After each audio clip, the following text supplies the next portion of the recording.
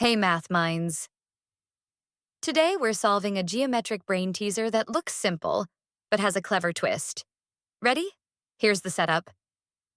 A regular hexagon is inscribed in a circle, which is itself inscribed in a square, and the square has a side length of 20 centimeters.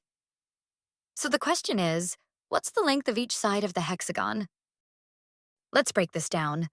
The hexagon is regular, meaning all sides and angles are equal. It fits perfectly inside the circle, so each vertex of the hexagon touches the circle.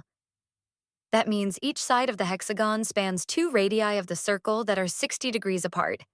That's key. In a regular hexagon, each side is equal to the radius of the circumscribed circle. Here's why. The distance from the center of the hexagon to any vertex is also the radius of the circumscribed circle.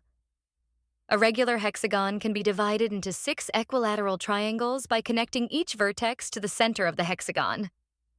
Therefore, the side of the regular hexagon, which is also a side of the equilateral triangle, is equal to the radius of the circumscribed circle.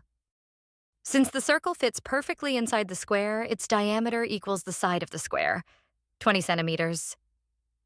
So the radius of the circle is 10 centimeters, which means each side of the regular hexagon is 10 centimeters. Let's do a quick recap. If a circle is inscribed in a square, then the diameter of the circle is the length of the radius. If a regular hexagon is inscribed in a circle, then the sides of the hexagon are equal to the radius of the circle. Got it? If you enjoyed this video, hit that like button and subscribe for more math challenges that turn geometry into aha moments.